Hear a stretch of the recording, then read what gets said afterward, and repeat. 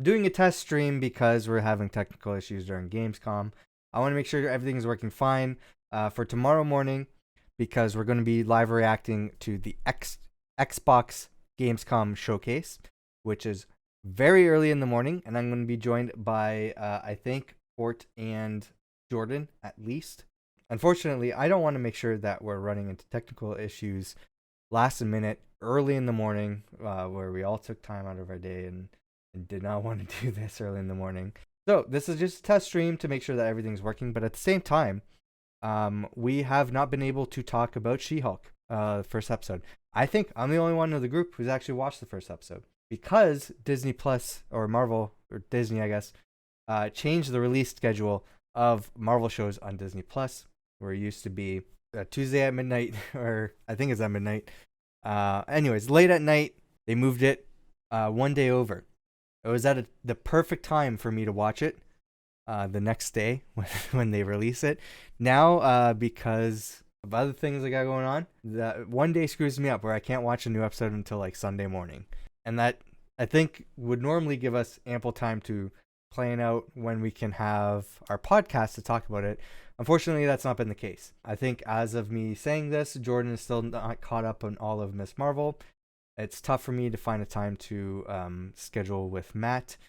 And while we are looking at other hosts to join for our Marvel podcast to make sure that everything we can do the podcast more often, it hasn't been the case as of yet. And by the time that I have my thoughts and everything on the episode that's going on, the next episode comes out, and then we're talking about the season. We haven't even really talked about Miss Marvel yet as a whole. And I wanted to do a breakdown for each episode. So that did not really go as planned.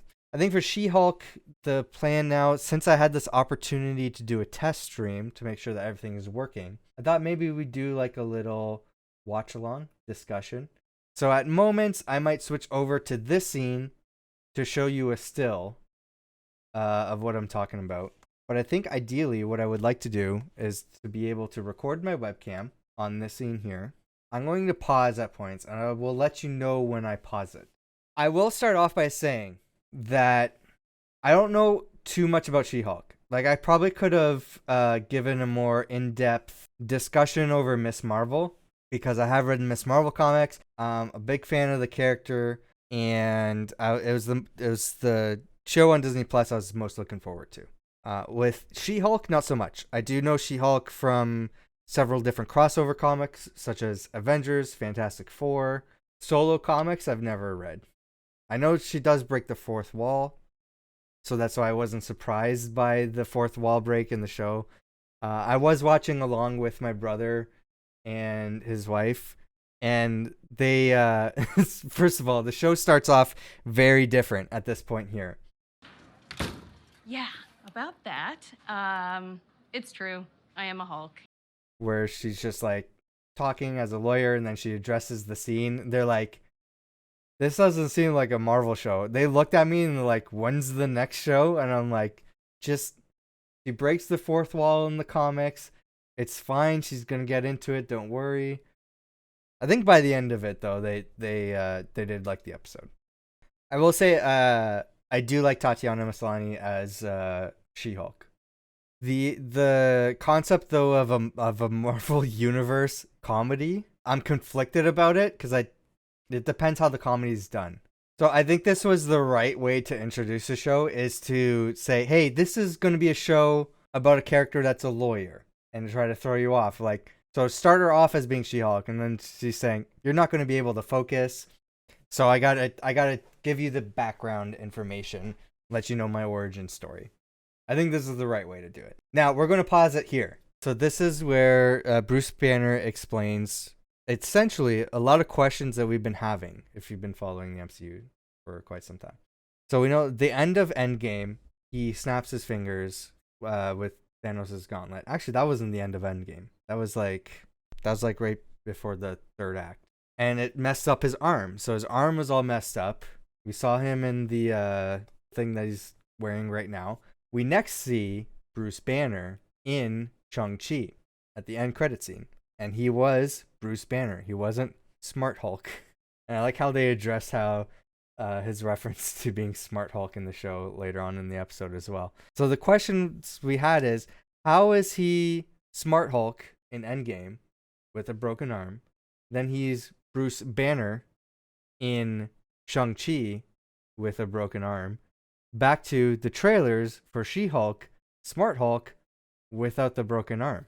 How does that work? So it's really smartly done where I don't think anybody was really guessing this as an option, where his arm wasn't healing. So in order to heal, he needed to be in his Bruce Banner form. And in order to do that, he had to create a device which would keep him in his Bruce Banner form, enough for him to heal his arm, which isn't fully healed at this point. So I think that's a great explanation that not a lot of people, I don't think anybody was really thinking of that I've seen. This is also a great way to introduce them both as cousins as well. I feel like most people I've talked to about She-Hulk did not know that she was Bruce Banner's cousin. So a lot of people are bringing up this scene right here before the car crash for She-Hulk, talking about the spaceship. This is a spaceship that it does look like a spaceship from Sakaar that we've seen in Thor Ragnarok. And Bruce Banner confirms that later. Now, a lot of people are looking at this and saying this confirms that Marvel is setting up a World War Hulk movie. World War Hulk is a comic where I didn't read it. I might have watched like an animated movie for it, but I think that was Planet Hulk. I don't know if there was a World War Hulk movie. Planet Hulk was part of that, was sort of shown in Thor Ragnarok. World War Hulk is basically after the events of Planet Hulk, Hulk comes back to Earth, pissed off that the Illuminati from Doctor Strange Multiverse of Madness, albeit a much different Illuminati, sent him away from Earth. Now, the story is different in the MCU on how that happens. And a lot of people want to see a World War Hulk movie, and I think that's why there's like such a heavy campaign to bring the original Hulk back, the angry, out of control Hulk that is classic, that we all know and are familiar with. There's been issues with legal rights for Hulk and why there can't be a solo Hulk movie. I personally feel like the smart Hulk is a transformation, which is also, I think, fanfare or fan service, I guess. But I also think it was the right move to make for Endgame to turn Hulk into Smart Hulk. I think now that transition has happened, the moment for a World War Hulk movie has come and gone. I don't think you can naturally change the story to fit towards a World War Hulk movie.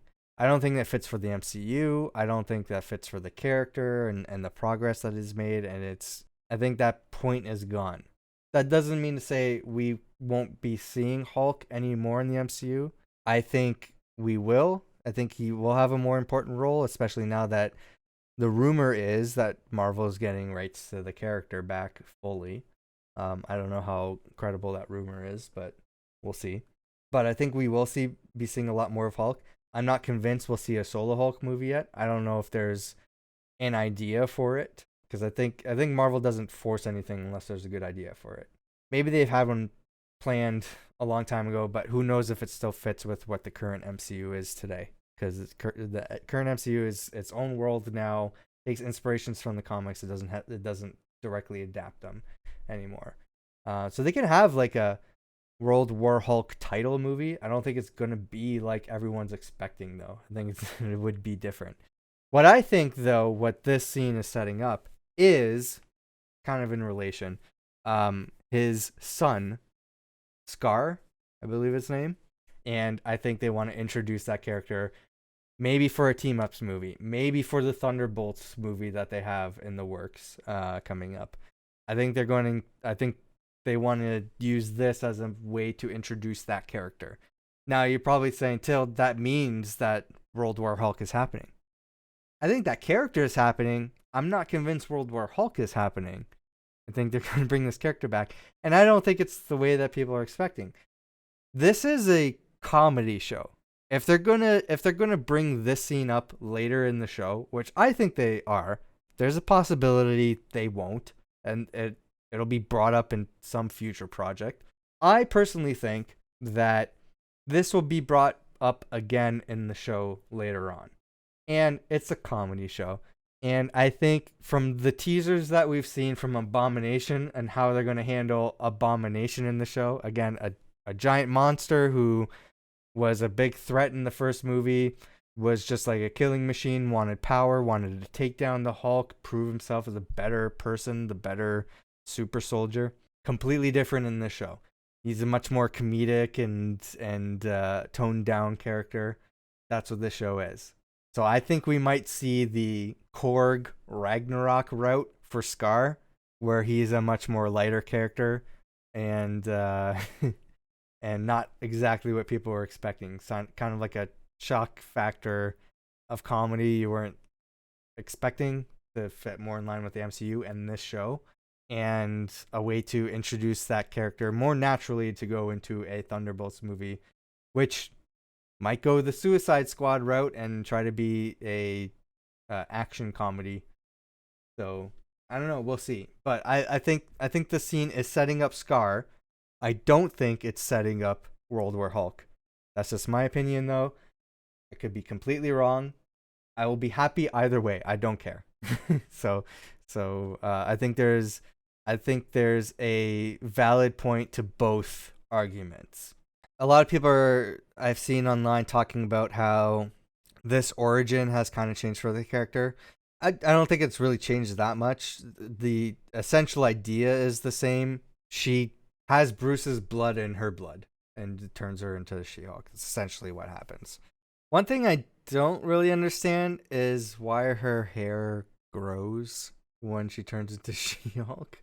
But the whole concept of She-Hulk is out there, or Hulk, I guess, in general, is out there. So the hair length thing, it really, who cares to question it?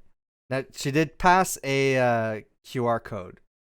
So that's something I don't think we've really talked about in any of our podcasts. All these Disney Plus shows, in every episode, there's a QR code that you can scan. Every week, it takes you to a link, so the same link, I guess, where you can read a free comic book that the episode is inspired by.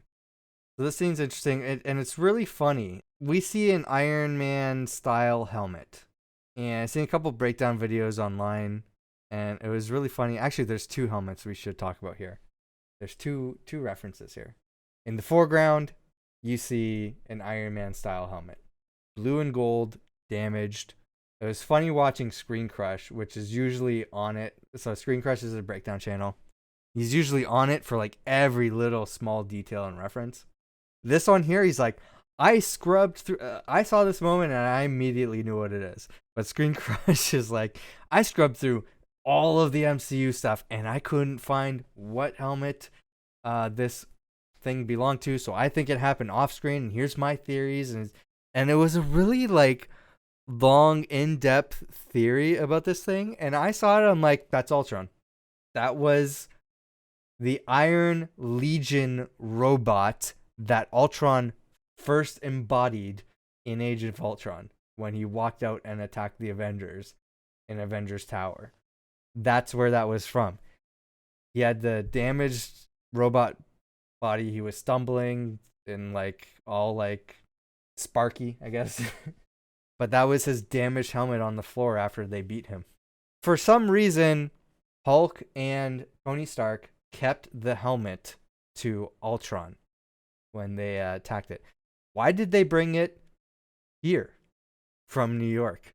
Were they, is it some sort of like display, or were they looking at something? Or were they trying to analyze something? One theory I saw online is maybe they were trying to bring Ultron back and perfect it. Maybe without the Mind Stone this time. I don't know. That's one theory. In the background, we have Hulk's helmet from when he was on Sakaar. How did they get that? I don't think I caught it the first watch through. How did they get that? Because he left Sakaar, went to he left Sakaar as Bruce Banner. Bruce Banner didn't have that helmet. He went straight to Asgard, left Asgard with everyone else. Then Thanos attacked the ship. Then he got sent to Earth. Where the hell did this helmet come from? Did he go back to Sakaar? Did someone from Sakaar come to Earth? So this kind of just raises more questions here. Also, when she was checking that helmet, you can kind of hear a subtle Avengers theme in the music. I will say a lot of people have been critical on the CG in this show, myself included. It has been great this first episode. I had the lowest of expectations based on the trailers, and this episode took all that away because I'm like, okay, everything looks great in the show. But this first episode was very clearly, especially after the rumors that the CG artists were under crunch and poor working conditions. I'm wondering if Marvel blew their load on the production for the first episode to make sure everybody was on board with the concept of She-Hulk and made sure that everything looked great for this first episode where there's a fight and action scene, and the rest of the show where it's more comedic, they didn't care as much and kind of rushed everything from there. Whether you like it or not, you're now a superhero. His argument here, I kind of get his argument, but I don't really get his argument because he started off as the Hulk, right? And it took him 15 years to figure out how to merge himself. Once he did that, he started living his life, or he started being a regular person, going to restaurants and stuff with the Avengers. She hasn't had that issue. She's normal right away. Why does he assume that she needs to go through this journey like he did? She's obviously different. See, and I'm wondering if lighting has another thing to do about it. Tatiana Maslany talked about how for the production, she had like a giant fake She-Hulk head above her head, like I think on a pole or something, while she was doing her scenes.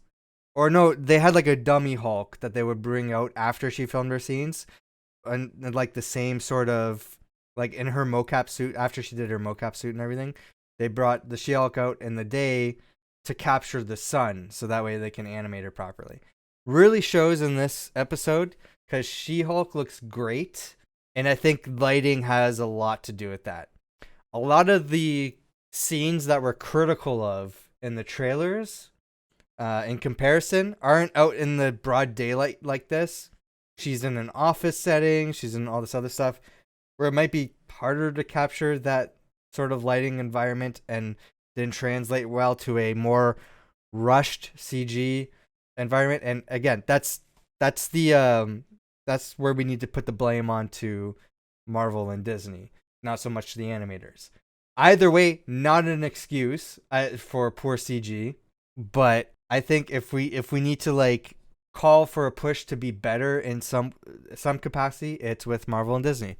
Whether that's involved with delaying the TV show so that way it is done properly, or paying everyone more, or paying more people to be involved in the production. However that works, I don't know, but it stems from the top. That's where we need to focus on. Not the animators themselves. They're some of the best in the business, as we've seen. Clearly something has changed. I don't think it's that far out there to say, hey, maybe they're just being pushed too hard. But I think we can use this first episode as a basis of comparison to see where things fell off, if the rest of the show is like what we've seen in the trailers. Based on this first episode, everything looks fantastic, but I'm concerned. I'm trying to think now, have we ever seen anybody in the MCU with abilities that aren't villains, that don't try to be a superhero and try to go about their day? I guess the one I can think of is Jessica Jones. See, I feel like this whole fight scene is just unnecessary, and this because they're pitching this as like a half-hour comedy show, and then they have this big MCU CG fight between two Hulks. This is where I think they put a majority of their budget in, is this fight scene. Like, as fun as it is, it's like, it's kind of unnecessary. Yeah, they're talking about Roxxon here, which we've seen in several other MCU stuff. We've seen them in all 3 Iron Man movies, reference. I think they've been referenced in Spider-Man, maybe. Definitely Daredevil. There we have Titania bursting through the wall like the Kool-Aid Man. Also, that wire, like that kick on wires, is funny.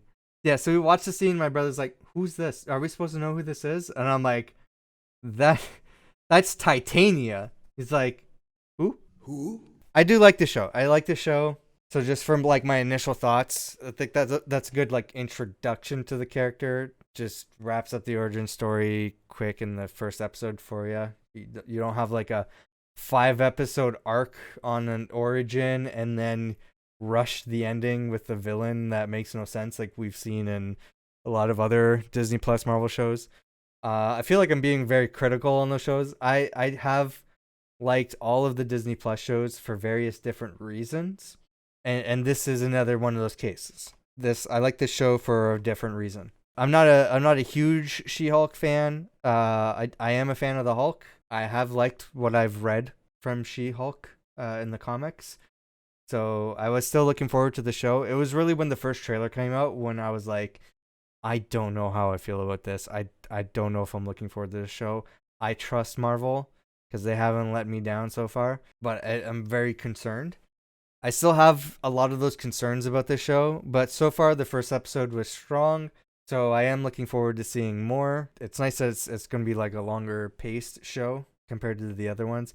I do think I prefer the 6 episode 1 hour format that they've been doing for the past few shows. But this one's been an interesting change of pace for sure. You're not drunk? Captain America! This scene, I know everybody's talking about the scene. I don't really want to delve too into it. What I will say is a lot of people are coming to conclusions about who this person is. I don't know if we would really know. It's probably an off-screen thing that happened, and they're just playing into like the fan questions and everything. However, there was one shot in Captain America: The First Avenger where an actress comes up with like a poster for him to sign. That's the end of the episode, by the way, so we could just talk about it. So she comes up with a poster for him to sign. I'll see if I can find it. The top picture, you can tell right away, this is the same actor. The top photo is from Captain America: The First Avenger. The bottom photo is from Guardians of the Galaxy Volume 2, played by the same actor. If it's a character we've seen on screen, so a lot of people are saying, oh, it's Peggy Carter. It's not Peggy Carter. Like, they probably have done it after Endgame, but there would have been no time, any other time, where that would have been the case. A lot of people are saying, oh, it's the woman that Peggy caught him kissing. When? At what point? At what point would that have happened? If my money is on any character that we've seen on screen, it's her, but could be anybody. It is very likely character off screen. The only one that makes sense in my mind on screen is this character. Now, people are bringing up how this character, I think, is the grandmother of the character down below for Guardians of the Galaxy Volume 2, which still might be the case. James Gunn had got asked this question on Twitter. Like, this actor played 2 different roles. He's like, I'm making it up right now. That's she's her grandmother. I made it canon. Here's what I'll say. James Gunn made that canon on the spot. James Gunn is not Kevin Feige or Marvel Studios in general. James Gunn has a lot to say on what goes on in the MCU for stuff that he is involved with, but not the MCU as a whole. I think the biggest instance of this, of where that might have been the case, but it's not set in stone and it can be retconned.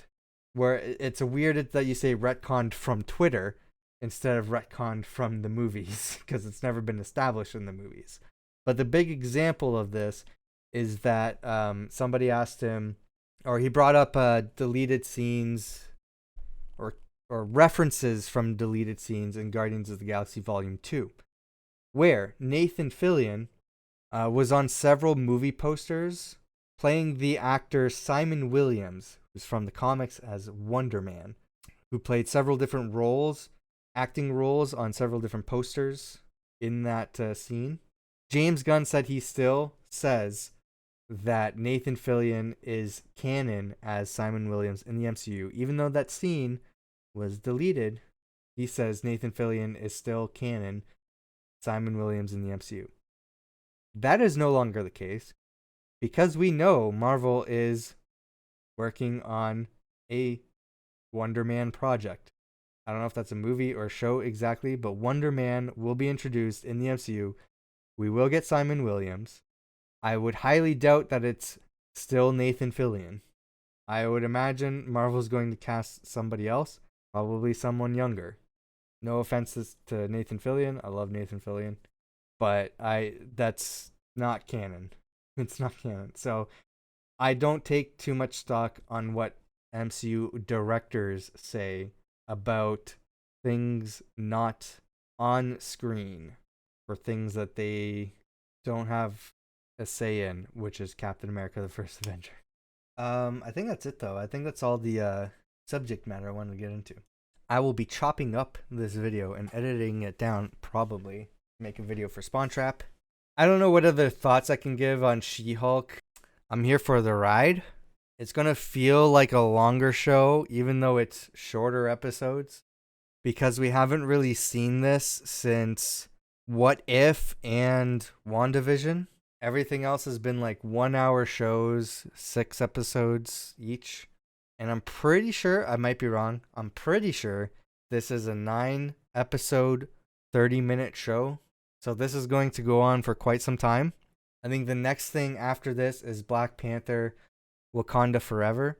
Although maybe not. I can't remember what release date that is, because then we also have Werewolf by Night around Halloween, which still hasn't been officially announced, but I imagine it will be at D23. When else are they going to talk about it? But we know there's a Marvel Halloween special happening this year. And then after that, we get Guardians of the Galaxy Holiday Special. So that's going to be interesting. I might give my thoughts per episode off stream from here on out and see if I want to make videos about each one from there. Anyways, I have other thoughts about Miss Marvel specifically, but on a specific topic on one episode where just the concept of the time travel in that show really bothered me to the point where I have a script set up for my thoughts on what that could mean. So I might make a video on that at some point, but it won't be streamed. I'll be recording it on my own, setting it up. There's going to be clips and references in between, stitched together. So it's not going to be like this. And I think I'm going to figure out something else to do per episode for She-Hulk. I might write down my thoughts as I'm watching the episode. So that way I'm not going through, watching the whole episode, recording myself watch the whole episode at the same time. But what did you think about the first episode of She-Hulk? Let me know.